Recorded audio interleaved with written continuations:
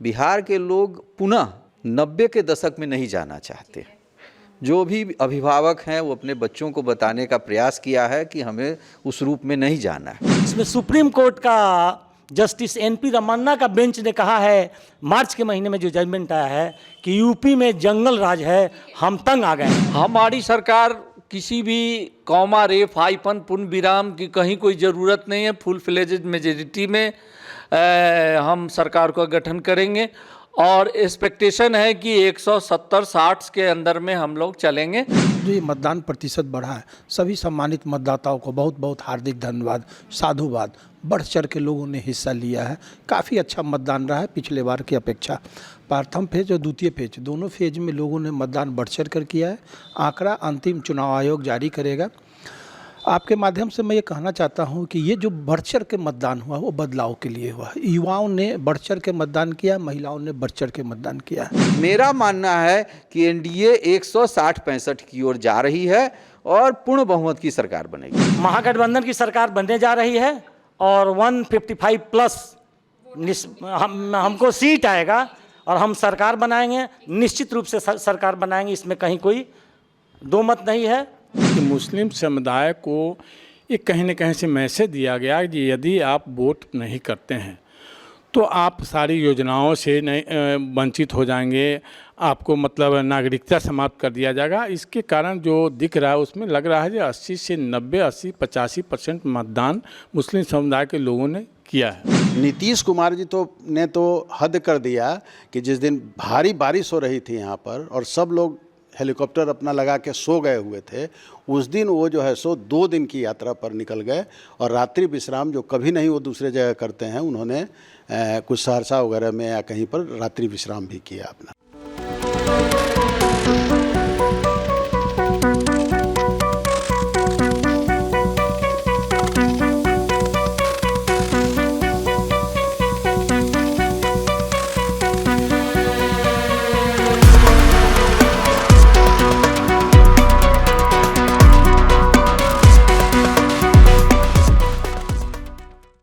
नमस्कार, आप देख रहे हैं फर्स्ट लुक बिहार। मैं निशा श्री आप तमाम दर्शकों का स्वागत करती हूं।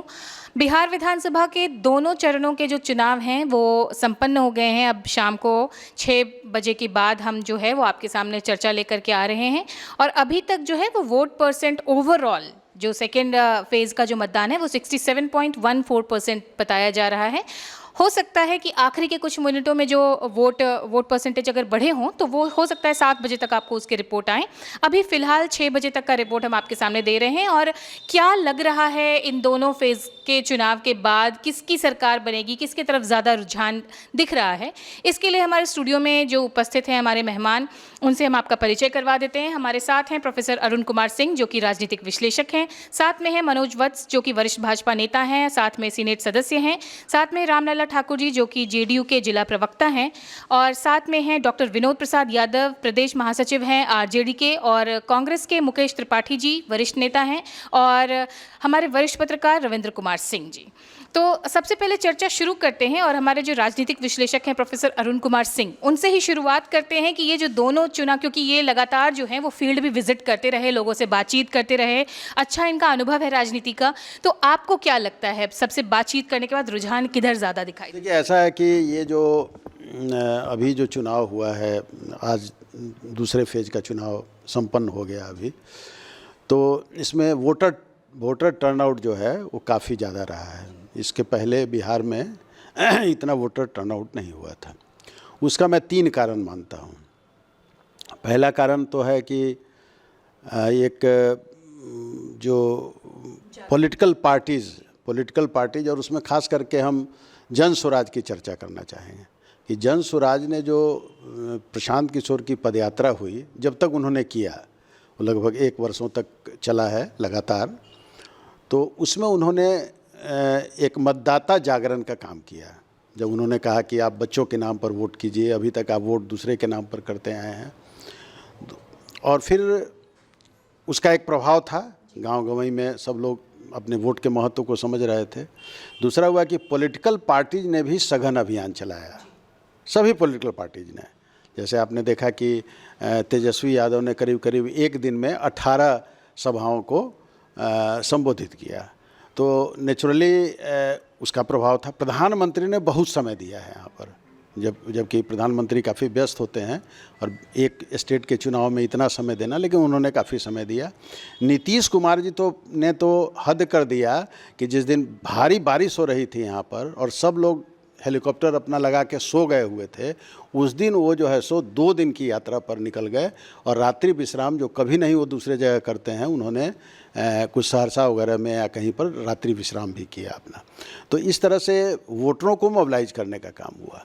दूसरा कारण जो मैं मानता हूँ वो ये है कि जो ये मतदाता सूची में जो पुनरीक्षण उसका हुआ, जो स्पेशल ड्राइव चला, उसके कारण मतदाता लगभग 60 लाख के करीब मतदाता जो है का नाम यहाँ से हटा है, जिनका डुप्लीकेट नाम था, जो मर गए हुए थे, जो 2 जगह 3 जगह नाम अपना रखे हुए थे।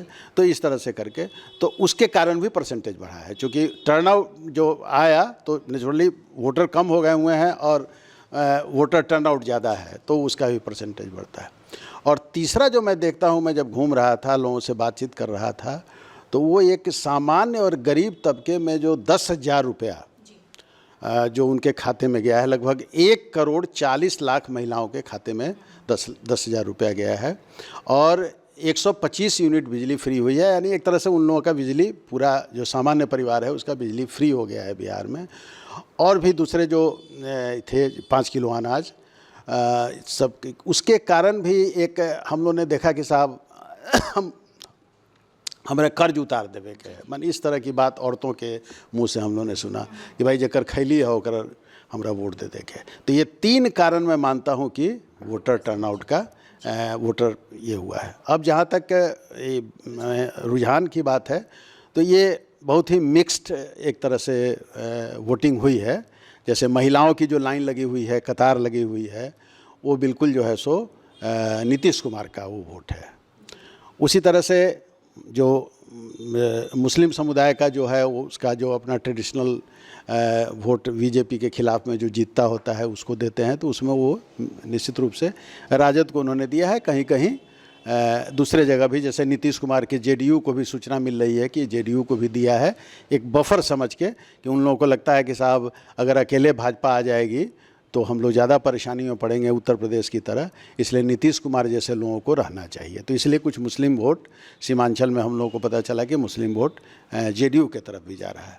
तो इस तरह से, और इसी तरह से जो डिफरेंट जातियां जो बटी हुई हैं अपना, उस हिसाब से यहाँ वोटिंग हुई है और एक मिक्स्ड वोटिंग है। लेकिन फिर भी मेरा अपना अनुमान है कि निश्चित रूप से एनडीए आगे चल रही है। मनोज वत्स जी, आपके पास बढ़ते हैं। भाजपा के वरिष्ठ नेता हैं आप, और भाजपा के लिए बिहार जो है वो हमेशा से चैलेंजिंग रहा है। अगर अभी वर्तमान चुनाव की भी बात हम करें तो मोदी जी के नाम पे लोग वोट करने आ रहे थे। लोकल किसी नेता का मोदी जी के जैसा प्रभाव नहीं है, नीतीश कुमार का प्रभाव है जेडीयू के अंतर्गत। भाजपा कैसे देख रही है इस चुनाव? देखिए, भारतीय जनता पार्टी बिहार में एनडीए गठबंधन में चुनाव लड़ रही है। हम सब लोग जानते हैं कि 2005 के बाद 2010 में जब चुनाव हुए तब वोट परसेंटेज 7-8% बढ़ गया था। उसी तरह का रुझान अभी पिछले चुनाव से इस चुनाव में हो रहा है, 2020 से 2025 के बीच। अभी केंद्रीय योजनाएं और बिहार सरकार की जो योजनाएं हैं, जो केंद्र द्वारा पोषित है, संपोषित है, उसका लाभ बिहारियों को मिला है। और साथ ही साथ बिहार के लोग पुनः 90 के दशक में नहीं जाना चाहते। जो भी अभिभावक हैं वो अपने बच्चों को बताने का प्रयास किया है कि हमें उस रूप में नहीं जाना है। दूसरी बात है कि नीतीश कुमार की एक जो छवि है वो एक हेडमास्टर वाली छवि है, अभिभावक वाली छवि है। जो हमारे विपक्षी तेजस्वी जी हैं उनमें कहीं ना कहीं राहुल गांधी जी की तरह थोड़ी सी अपरिपक्वता दिखती है। तो जनता में अपरिपक्व व्यक्ति और उनके पिताजी की जो छवि रही है, माता जी की छवि रही है, उस ओर जनता जाना नहीं चाहती है।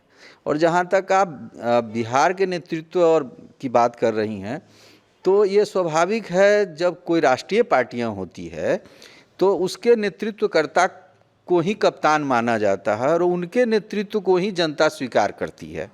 चूँकि नीतीश कुमार जी बिहार की जेडीयू बिहार की पार्टी है और उसके राष्ट्रीय अध्यक्ष और मुख्यमंत्री नीतीश जी हैं, इसलिए उनकी स्वीकार्यता है। हम सब लोग स्वीकार करते हैं अटल जी के समय से ही। तो राष्ट्रीय पार्टियों में तो मोदी जी की स्वीकारता स्वाभाविक है और बिहार में भी नेतृत्व करता है, ऐसा नहीं है कि नहीं है। लेकिन जब उस तरह का नेतृत्व धीरे धीरे स्वाभाविक तौर पे पनपता है। और एक चीज़ निश्चित तौर पे मान के चलिए कि अभी जो एनडीए गठबंधन है उसमें अभी जो फर्स्ट फेज से अच्छा परफॉर्म सेकेंड फेज कर रही है। अभी जो मैंने जानकारी लिया, चाहे वह शाहबाद का क्षेत्र हो या मिथिला का क्षेत्र हो, खासकर उपेंद्र कुशवाहा जी का स्ट्राइक रेट बहुत अच्छा होने वाला है, मांझी जी का स्ट्राइक रेट बहुत अच्छा होने वाला है, भारतीय जनता पार्टी और जदयू का भी स्ट्राइक रेट अच्छा होना है। मेरा मानना है कि एनडीए 160-65 की ओर जा रही है और पूर्ण बहुमत की सरकार बनेगी। ठीक है, नीतीश कुमार को आपने अभिभावक कह दिया। भाजपा अपने अनुशासन के लिए जानी जाती है, लेकिन ये बात भी अब किसी से छुपी हुई नहीं है कि भाजपा के अंदर खेमे में अब इतना ज़्यादा आत्मविश्वास बढ़ गया है कि अंदर खेमे में ही जो है वो मतभेद दिख रहा था। इसका असर वोट पर पड़ता दिखता है? बिल्कुल कोई मतभेद अंदर में नहीं रहा है और हम सब लोग बोलते रहे हैं कि नीतीश कुमार के नेतृत्व में हम सरकार बनाएंगे। और हमारे राजीव प्रताप रूढ़ी ने तो स्पष्ट तौर पे कहा कि नीतीश कुमार मुख्यमंत्री थे, मुख्यमंत्री हैं और मुख्यमंत्री रहेंगे।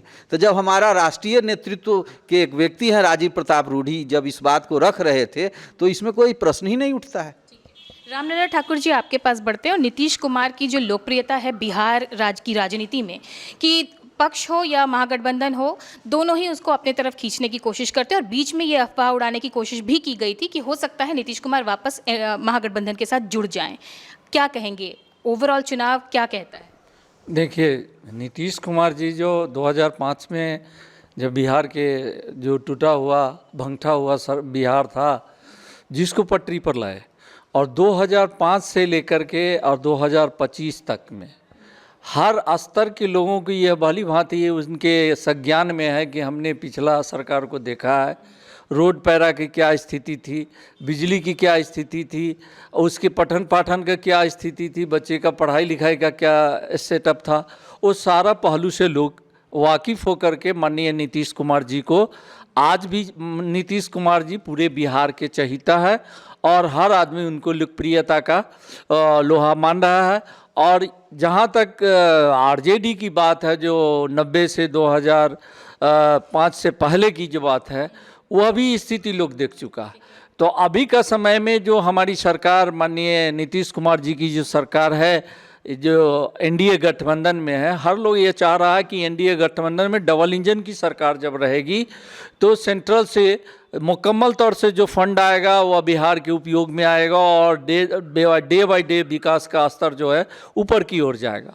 और जिसका जीता जागता उदाहरण है कि आज जो रोड पैरा का स्थिति है, पूरे बिहार के आम आवाम को जितना सुख सुविधा दिया गया, आज जो महिला स्वावलंबी हुई है वह माननीय नीतीश कुमार जी का देन है। जो इतनी जीविका दीदियों को जो आज अपने पैर पर पैरासाइटिक नहीं होकर के ऑटोट्रोफी हुई है, जो अपने ऊपर स्वावलंबी हुई है, वह भी एक बहुत बड़ा फैक्टर है। कितनी सीट जीतने की लगता है आपको, अनुमान कितना लगता है? हमारी सरकार किसी भी कॉमा रेफ हाइफन पूर्ण विराम की कहीं कोई ज़रूरत नहीं है। फुल फ्लेजेड मेजॉरिटी में हम सरकार का गठन करेंगे और एक्सपेक्टेशन है कि 170-60 के अंदर में हम लोग चलेंगे, उससे कहीं कम होने की बात नहीं है। रुझान की जहाँ तक बात है तो आप भली भांति देख रहे हैं कि अभी जो परसेंटेज ऑफ रेशियो जो इंक्रीज किया है, 67 और 70 का जो सेकेंड दौर का आपने जो डाटा भी संग्रह किया, उसमें आप भली भांति देखे हैं कि हमारा ही वोटर बढ़ा है, क्योंकि जो महिलाएं की कतार है। और पूर्वत में भी आपने देखा होगा कि हाँ, जब वोट का जो परसेंटेज बढ़ता है तो सेंट्रल गवर्नमेंट एनडीए की सरकार का बढ़त रहता है। और हम फुल फ्लेजेड मेजॉरिटी में सरकार बनाएंगे, क्योंकि आज जो हमने सुख सुविधा दे दिया, माननीय नीतीश कुमार जी के शासनकाल में जो सुख सुविधा मिला है, 125 यूनिट बिजली फ्री, आपको राशन जो एनडीए सरकार में माननीय नरेंद्र मोदी की तरफ से जो कंटिन्यू अनाज का जो गरीब बुढ़वा जो हर जाति हर कौम के लोग, आज मैं दावे के साथ कह रहा हूं कि मुस्लिम वर्ग भी हमको वोट किए हैं और यादव का भी कुछ पहलू है जो हमारे साथ हैं, जिनका सहयोग हमको बराबर मिल रहा है। तो 125 यूनिट बिजली दे रहे हैं, 400 से 1100 रुपया पेंशन दे रहे हैं। तो हर सुख सुविधा जी, हर आदमी को क्या चाहिए, एक सुविधा चाहिए ना, जो सुविधा हमारी सरकार दे। डॉक्टर विनोद प्रसाद यादव जी, आपके पास बढ़ते हैं। और अभी भी जो एनडीए है वो 20 साल पुरानी राजनीति को रिमाइंड करके ही वोट बटोरने का काम कर रही है, लेकिन तेजस्वी यादव अब आपका सीएम फेस हैं। तो ऐसे में क्या लगता है, जनता तेजस्वी यादव को लाएगी, उनको चुनने के लिए वोट कर रही, क्योंकि वोट परसेंटेज तो आशातीत रूप से इस बार बढ़ा है? सबसे पहले हम आपको ये बताना चाहेंगे कि भाजपा के और जेडीयू के साथियों ने जो 90 के दशक की बात किया, या इनके नेताओं ने चुनाव प्रचार के दौरान जो जंगल राज की बात किया, तो जंगल राज की बात जो लोगों ने किया, पटना हाई कोर्ट का एक डिसीजन पटना के संदर्भ में था जो आया, और मीडिया से लेके तमाम जो मनुवादी और सामंतवादी ताकतें थी, जिसका प्रभाव था, जिसके हाथ में प्रचार प्रसार का काम था, जंगल राज के रूप में, चूँकि लालू यादव ने गरीबों को आवाज़ दिया। जो कर्पूरी ठाकुर का मानना था कि शिक्षा, सत्ता, संपत्ति और सम्मान पर मुट्ठी भर लोगों का अधिकार नहीं, बल्कि देश के, राज्य के, समाज के तमाम लोगों का, जिसमें दलित, अल्पसंख्यक, शोषित, पीड़ित और पिछड़े भी हों, इन 4 चीज़ों पर, शिक्षा, सत्ता, संपत्ति और ये सम्मान पर, चारों का अधिकार होना चाहिए।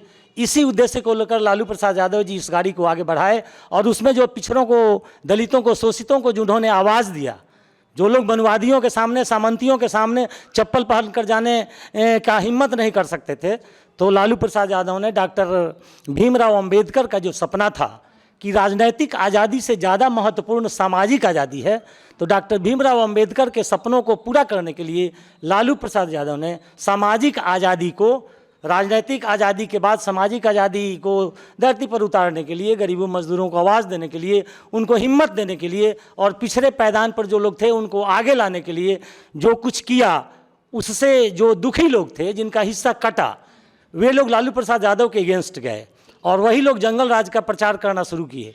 तो जंगल राज पर सिर्फ हम ये कहना चाहेंगे, अभी सुप्रीम कोर्ट का 1 मार्च 2025 में एक जजमेंट आया है, ये बुंदेलशहर का जो एक मंदिर के प्रबंधन के मामले में जो बात आई, तो उसमें सुप्रीम कोर्ट का जस्टिस एनपी रमन्ना का बेंच ने कहा है, मार्च के महीने में जो जजमेंट आया है, कि यूपी में जंगल राज है, हम तंग आ गए हैं। इसको संक्षेप में करते हुए, चूँकि समय का अभाव है, हम यहाँ आना चाहेंगे कि जहाँ तक बिहार में जो वोटिंग का जो पैटर्न है, महागठबंधन को हर विधानसभा क्षेत्र में हर लोगों का, इवन अग्रणी जाति को भी, जो लोग प्रगतिशील जो लोग हैं, जो कि राजद विरोधी रहे हैं, लालू विरोधी रहे हैं, उनका भी मत इस चुनाव में महागठबंधन को मिलता रहा है।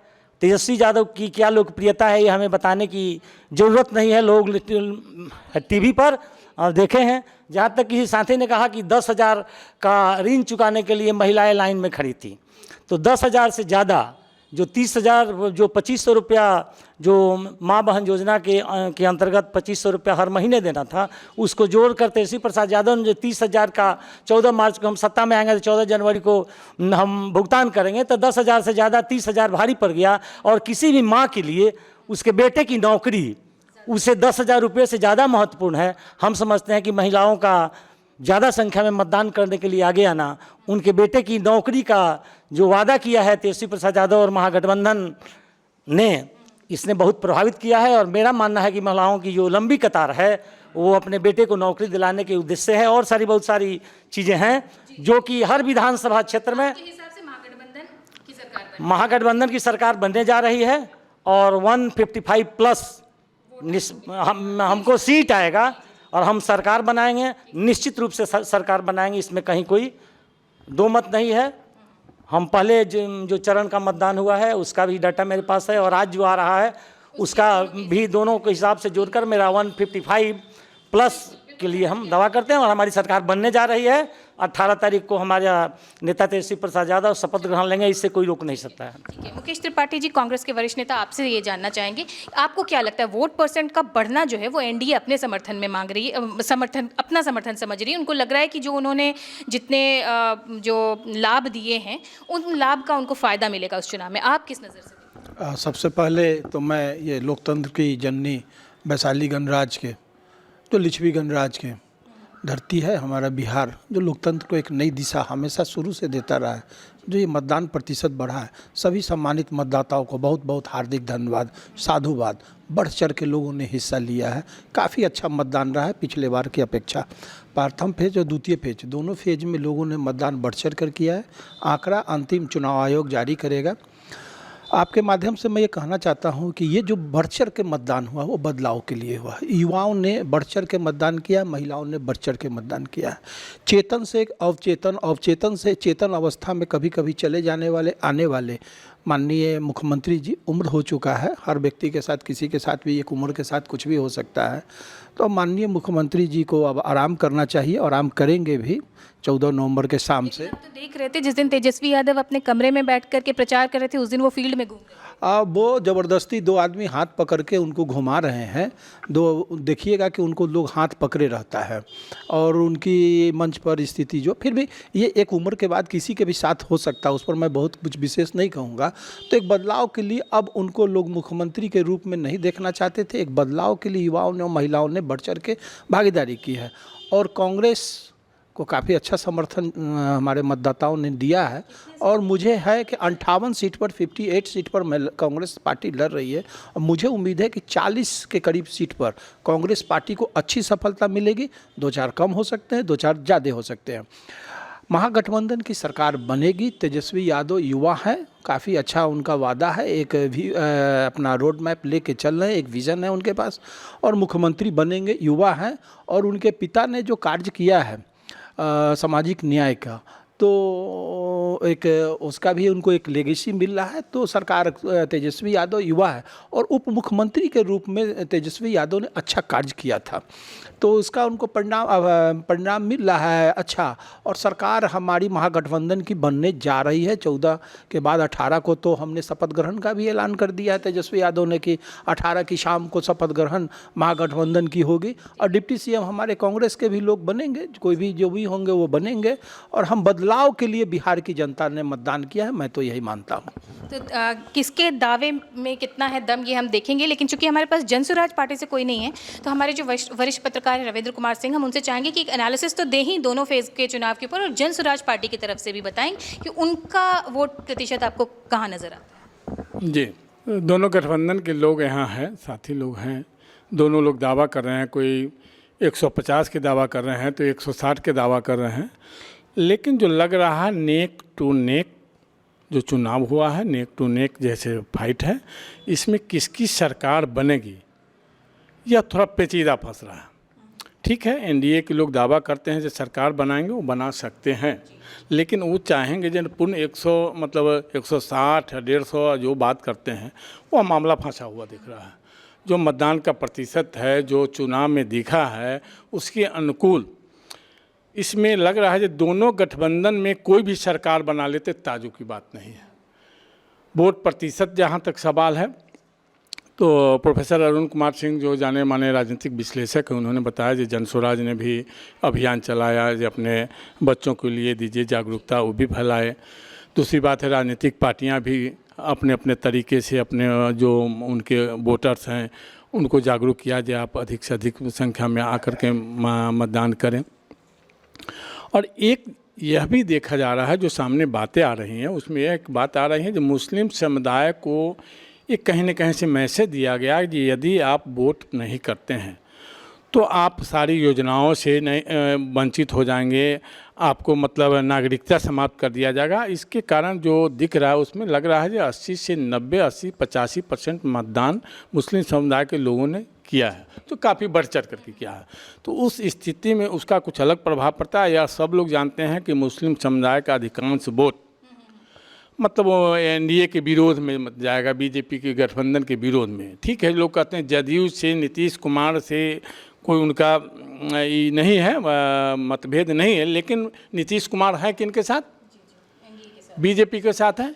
इसलिए मुस्लिम समुदाय का क्षणिक 1-8% कुछ वोट मिल जाए वो अलग की बात है ना। तो मुस्लिम समुदाय का बड़ा हिस्सा जो से गया है मतलब हम वोट हुआ है जहाँ पे मुस्लिम वोटर्स ज़्यादा हैं, उनका वोट प्रतिशत अगर आज आप बता दें हमारे दर्शकों हाँ, तो आज जो अब तक जो हम बता रहे हैं लगभग 6 बजे मतलब 5 बजे तक का जो अभी तक आया है उसमें 5 बजे तक कई क्षेत्रों को आप देख रहे हैं। 5 बजे तक किशनगंज की बात करें तो 76.26% है, कटिहार में 75.23% है, पूर्णिया में 73.79% है, इसके बाद अररिया में 67.79% है। इस तरह से मतदान जो है से काफ़ी मतलब मुस्लिम इलाकों में काफ़ी बढ़ चढ़ के मतदान हो रहा है। मतदान हर जगह हुआ है लेकिन वहाँ कुछ ज़्यादा ही दिख रहा है। तो इस परिस्थिति में जो एनडीए के लोग कह रहे हैं कि हम पूर्ण बहुमत से सरकार बनाने जा रहे हैं, 150-160 सीट लाने जा रहे हैं, तो एक पेचीदा फंसता दिख रहा है। महागठबंधन नेक टू नेक उनको टक्कर दे रहा है।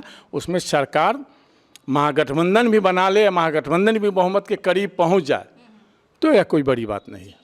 सेकेंड ओपिनियन के लिए वापस चलते हैं हमारे राजनीतिक विश्लेषक प्रोफेसर अरुण कुमार सिंह की तरफ। और जैसा कि हमने अभी सुना कि हमने वोट प्रतिशत देखा है आज का सीमांचल के क्षेत्रों का। अगर किशनगंज की चर्चा करें हम, किशनगंज जो ये सारे इलाके हैं, यहाँ पे मुस्लिम पॉपुलेशन ज़्यादा है और 76% के अराउंड आज वोटिंग हुई है।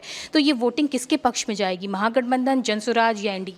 नहीं, देखिए, जो मुस्लिम बहुल क्षेत्र है उसमें तो एक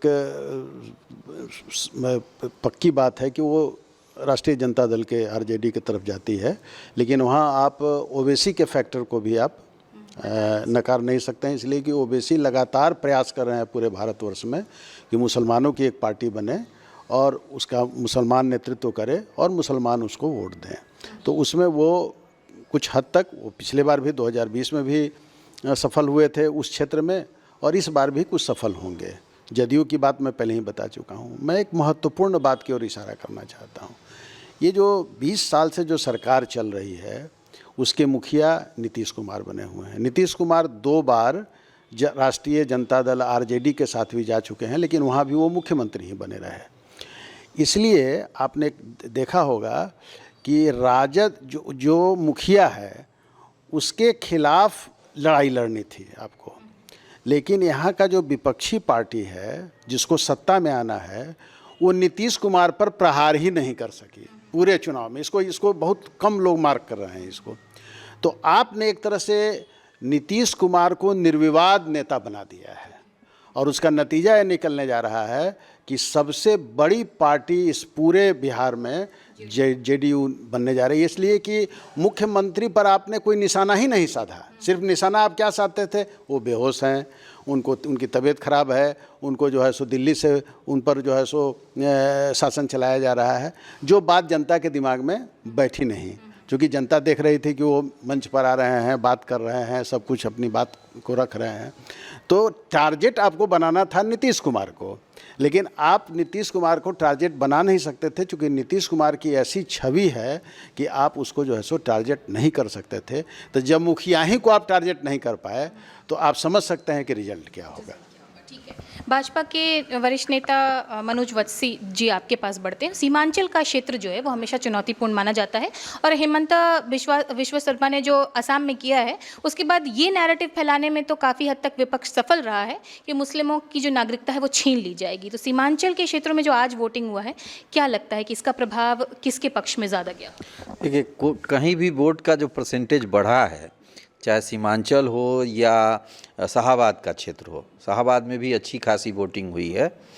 तो ये स्वाभाविक है कि जहां वोटिंग का परसेंटेज बढ़ा है, अभी जो नया ट्रेंड 2010 से पहले ये माना जाता था कि वोट का परसेंटेज बढ़ता है तो सत्ता बदल जाती है, लेकिन 2010 में बिहार में, अभी छत्तीसगढ़ में चुनाव हुए, हरियाणा में चुनाव हुए, तो जब वोट का परसेंटेज बढ़ता है तो प्रो गवर्नमेंट हो जाता है। तो अभी जो परसेंटेज बढ़ रहा है इससे स्पष्ट मानिए, और ख़ासकर मुस्लिम में भी जो महिलाएं हैं और जो मुस्लिम समाज में अति पिछड़े समाज के लोग हैं, वो उसमें भी एनडीए का अच्छा खासा वोट मिल रहा है। और ये विषय अब नहीं रहा कि मुस्लिम का वोट ठीक है, परसेंटेज कम मिलता है, इसमें कोई दो राय नहीं है, लेकिन अब मुस्लिम महिलाएं और मुसलमान में भी जो प्रोग्रेसिव लोग हैं उनका वोट एनडीए को मिल रहा है। और निश्चित तौर पे जो सीमांचल में विषय आया है और सर ने भी कहा है, तो कुछ विषय वहाँ स्थानीय विषय होता ही है। आपने हरियाणा का उदाहरण दिया, लेकिन चुनाव से एक दिन पहले 6 तारीख के चुनाव से एक दिन पहले राहुल गांधी हाइड्रोजन बॉम्ब लेकर के आए थे और हरियाणा चुनाव का ही पूरा डेटा लेकर के वो आए थे। तो क्या लगता है कि इसके बाद फिर से राहुल गांधी आएंगे अगर परिणाम थोड़ा सा भी इधर उधर हुआ तो? देखिए, राहुल गांधी जी बहुत अच्छे कलाकार हैं, बहुत अच्छा देश को मनोरंजन देते हैं।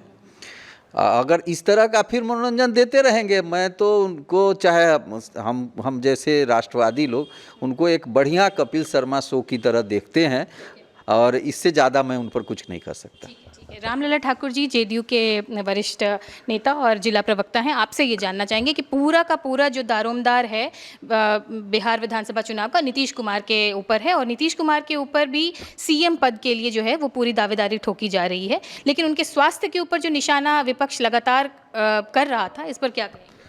आप भली भांति आप जान चुके हैं कि विपक्ष डॉक्टर हैं क्या? विपक्ष तो डॉक्टर नहीं है जो नीतीश कुमार जी को आला लगा करके उनका पूरा जो है कि इंडोस्कोपिक कर लिए है कि उनका मनोस्मृति या ब्रेन का जो है सो सर्च कर लिए कि इनका विवेक, इनका व्यक्तित्व, इनका जो है कार्य प्रणाली आगे चलाने का जो है प्रॉपर नहीं है। आपने तो देखा है कि जिस दिन वेदर लगा हुआ था, पूरे बिहार के जितने भी रूलिंग पार्टी से लेकर के और सारी भी पार्टियाँ, विपक्ष की पार्टियाँ, सारे के हेलीकॉप्टर जो है ये हवाई अड्डा पर डिटेन किए हुए था। उस दिन हमारे माननीय मुख्यमंत्री नीतीश कुमार जी फील्ड में जो है सो जा कर के और 6 सभा की है। अगर उनकी स्थिति या क्या कहते हैं शारीरिक तौर से अस्वस्थ रहते तो हम तो समझते हैं सारा विपक्ष अस्वस्थ है। विपक्ष इसलिए अस्वस्थ है कि उसके सामने दूसरा कोई मुद्दा ही नहीं है। हमारे माननीय अभी जो नेताजी बताए हैं जो राजद के हैं, उन्होंने बताया है कि 2010 और जितना माननीय लालू यादव जी जो बोले हैं कि जे तमाम गरीब गुरबे को क्या कहते हैं बैठने, उठने और चलने का जो है उन्हीं का देन है। अरे बैठने, उठने और चलने से और किसी को आप अनरेस्पेक्ट करने से उनका भोजन चला है कि भोजन जो है सो नरेंद्र मोदी की सरकार और माननीय नीतीश कुमार के सरकार। पुरानी बात हो गई, लेकिन सेकेंड फेज के चुनाव के बाद ये अभी कहा जा रहा है कि हो सकता है महागठबंधन जो है इसमें अपनी बढ़त बना ले। 2005 से 2025 के दरमियान में मुख्यमंत्री कोई दूसरा बैठा है क्या? कि नीतीश कुमार जी बैठे हैं ना। और ये भी आप कंफर्म रहिए कि 25 से 30 फिर से नीतीश, उसमें कोई अंतु परंतु की बात नहीं है। मान लीजिए कि मेजॉरिटी महागठबंधन के साथ चलेगी तो क्या नीतीश कुमार चले जाएंगे महागठबंधन? जब हमारे पास फुल फ्लेजेड मेजॉरिटी मिलने जा रहा है तो हम दूसरे का क्या आशा करेंगे कि वो हम बैसाखी की सरकार चलाते हैं। सरकार देखिए, अगर कोई कहता है, अगर उनको पलटू राम या कुछ कहता है, कुर्सी हमने छोड़ा है कभी क्या? आप आए हैं या वो आए हैं, दूसरा आया, तीसरा आया, कुर्सी तो हमारे पास ही रहा है। 2005 से लेकर के 2025 तक में सीएम के लिए कोई वैकेंसी आया है क्या कि हम सीएम रहे हैं और आज भी रहेंगे और 2030 तक रहेंगे? उसमें कोई कॉमा रेफ हाइफन का कोई बात ही नहीं है। और विपक्ष के लिए आलोचना के लिए पूरा दरवाज़ा खुला हुआ है। भाट ढक किया वो जो है अपना आलोचना करे। सरकार हमारी है और सरकार रहेगी। और हमारे भाजपा के जो अभी सम्मानित नेता जो बताए हैं अभी कि बताया ही गया है कि पहले भी नीतीश, आज भी नीतीश और कल भी नीतीश, मुख्यमंत्री का कोई वैकेंसी नहीं है। ये बात तो गृह मंत्री अमित शाह भी कह रहे हैं। आगे बढ़ते हैं। डॉक्टर विनोद प्रसाद यादव जी, आप राजद के वरिष्ठ नेता हैं, आपसे ये जानना चाहेंगे कि सेकेंड फेज की आज की जो वोटिंग हुई है, इसके बाद कह रहे हैं लोग कि महागठबंधन के पक्ष में ये वोटिंग जो प्रतिशत है वो बढ़ी है। तो ऐसे में क्या लगता है ये पूरी तरह से जो चुनाव का जो रिजल्ट है उसको पलट करके रख देगी? निश्चित रूप से पलट के रख देगी। महागठबंधन के पक्ष में ये चुनाव जा रहा है। हम ये बताना चाहेंगे, एक साथी ने कहा कि मुस्लिम लोग भाजपा को वोट नहीं देते हैं, ये गलत है। मुस्लिम लोग भी भाजपा को वोट देते हैं। अगर मुस्लिम लोग भाजपा को वोट देते हैं तो आपने देखा कि केंद्र में चाहे लोकसभा का चुनाव हो, चाहे अभी विधानसभा का चुनाव हो, भाजपा ने एक भी मुस्लिम प्रत्याशी को नहीं उतारा। शाहनवाज हुसैन के होते हुए भी जो बिहार में बहुत एक्टिव रहते हैं, उनको भी किसी विधानसभा क्षेत्र से भाजपा उतारना नहीं चाहिए। मुस्लिम का फिर मुद्दा तो फिर आपकी पार्टी पे भी उठता है। पूछ रही थी कि ये मुद्दा तो फिर आपके ऊपर उठा था कि मुस्लिम में कोई नेता या सीएम फेस आपकी पार्टी की तरफ से भी आज तक नहीं बनाया गया। बनाने का जहाँ तक बात है तो सीएम फेस आज के डेट में इस चुनाव में तमाम पार्टियों ने केवल राजद को ही नेता नहीं बनाना था, जो हमारे महागठबंधन के तमाम घटक दल हैं, तमाम लोगों ने मिलकर तेजस्वी प्रसाद यादव को सीएम फेस बनाया है। इसलिए किसी मुस्लिम को नहीं बनाया गया। ऐसा कहना उचित नहीं है। जब हमारी सरकार बनेगी तो मात्र मुकेश सहनी ही उप मुख्यमंत्री नहीं होंगे, अल्पसंख्यक समाज से भी उप मुख्यमंत्री और दूसरे लोगों के भी उप मुख्यमंत्री होने की संभावना है। इस बात से इनकार नहीं किया जा सकता। मैं ये कह रहा था कि मुस्लिम वोट के लिए जो भाजपा के लोग, मैं ये कहना चाहूँगा कि हमारी लड़ाई नीतीश कुमार और भाजपा को अगर दो भागों में बांट दिया जाए, जो बांटते रहे हैं, तो हमारी मुख्य लड़ाई भाजपा से रही है। चूँकि नीतीश कुमार पुराने समाजवादी रहे हैं, उनमें कुछ कमियां हो सकती हैं। नीतीश कुमार को आकर्षित करने का जो प्रोग्राम है वो बन रहा है महागठबंधन। नहीं, मैं आकर्षित करने की बात नहीं कर रहा हूं। मैं इसको दो पार्ट में आपके सामने रख रहा हूं कि नीतीश कुमार पर हमला क्यों नहीं हुआ। हमारे साथी ने कहा कि नीतीश कुमार पर हमला नहीं हुआ, तो दो खंडों में, चूँकि शुरू से नीतीश कुमार मुख्यमंत्री नहीं होंगे ये चर्चा होती रही। चूँकि मोदी जी या अमित शाह जी, ये तमाम लोग भले ही बोलते रहें कि यही हैं और रहेंगे, उनके बोलने का कहीं कोई अर्थ नहीं है जब तक मोदी जी या अमित शाह जी नहीं बोलते हैं। तो आज के डेट में भी अगर एक अच्छी संख्या नीतीश जी के पास नहीं आती है, तो नीतीश जी को अगर एनडीए का गठबंधन उसका अगर बहुमत आ भी गया, जिसकी संभावना नहीं के बराबर है, तो भाजपा नीतीश जी को मुख्यमंत्री नहीं बनाने जा रही है और नहीं बनाएगी। और हमको भाजपा को रोकने के लिए अगर नीतीश जी को अगर ही करना होगा, तो नीतीश जी पर कम हमने हमला इसलिए किया है कि नीतीश जी का अब अंतिम काल है और वे समाजवादी रहे हैं और अपने आप जा रहे हैं, इसलिए उन पर हमला करके और उनको बाहर करने की हमें कोई ज़रूरत नहीं है। जो 20 सालों में किया है, कुछ अच्छा भी किया है, कुछ बुरा भी किया है, इसलिए जनता इसका फैसला खुद करेगी। हमको इस पर फैसला देने की ज़रूरत नहीं है। हमारे पुराने साथी रहे हैं और सहयोगी रहे हैं।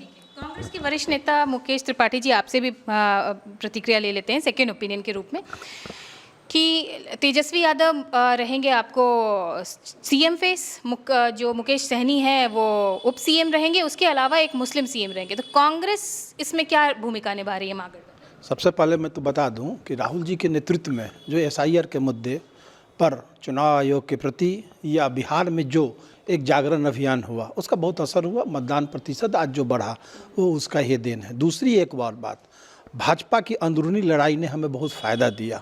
भाजपा के साथियों को मैं बहुत बहुत साधुवाद और धन्यवाद देता हूं कि वो लोग आपस में लड़ के उपहार के रूप में कांग्रेस के सीट को बढ़ाने का इस बार काम कर रहे हैं, चाहे वो मुजफ्फरपुर हो, सकरा हो, जैसे अन्य जगह पर भी।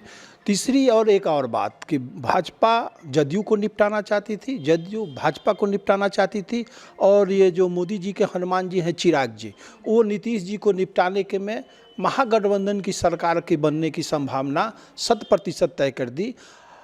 और आपने ये जो कहा तेजस्वी यादव जी और महागठबंधन की सरकार को नीतीश जी की इस बार कोई ज़रूरत ही नहीं पड़ने वाली है। पूर्ण बहुमत महागठबंधन के जो हमारे साथी जो भी अन्य सभी दल हैं, 7 दल, सभी दलों को आ रहा है, चाहे वो माले के साथी हो या वामपंथी हो या कांग्रेसी हो या मुकेश सहनी जी हो। भाजपा की लड़ाई से आपको कितने सीटों का फायदा होगा? काफ़ी सीटों का फायदा। आप तो सबसे ज़्यादा एक उदाहरण मैं तो देता हूँ कि मुजफ्फरपुर सीट तो भाजपा के अंदरूनी लड़ाई ने 2020 में भी उपहार स्वरूप थाली में हमको परोस के दिया, और इस बार पुनः 2025 में भी। और सकरा बगल में आप जाके देखिए कि भाजपा के ही जो बागी उम्मीदवार थे हमको आज जिता रहे हैं। और बगल में आप पारू में देख लीजिए, जो भाजपा के जमीनी नेता थे, विधायक, जो यहाँ के बहुत ही लोकप्रिय विधायक, 4-5 टर्म के विधायक, अशोक जी के कारण वहाँ राजद के हमारे जो भाई हैं जीत रहे हैं, शंकर यादव जी। और सरकार बनाने के लिए नीतीश जी की कोई ज़रूरत नहीं। नीतीश जी से ये बिहार छुटकारा चाहता है, क्योंकि नीतीश जी के राज में इधर 5 सालों में जो ये सरकारी कार्यालयों में अखंड भ्रष्टाचार ने लोगों का जीना हराम कर दिया है। लोग नीतीश जी को अब बर्दाश्त करने के लिए तैयार नहीं है। जो अधिकारियों का आतंक मचा और हर विभाग में जिस तरह से लूट और खसोट भ्रष्टाचार मचा हुआ है, तो नीतीश जी से छुटकारा मिले, उनके ये अधिकारी राज से छुटकारा मिले। उनकी न अब शारीरिक न मानसिक अवस्था में नहीं, उनको वानप्रस्थ में जाना चाहिए। पूर्व काल में भी हमारे सनातन धर्म में ये वानप्रस्थ भी है, उनको जाना चाहिए, संन्यास लेना चाहिए और राजगीर के गुफा में जाके उनको हरिभजन करना चाहिए।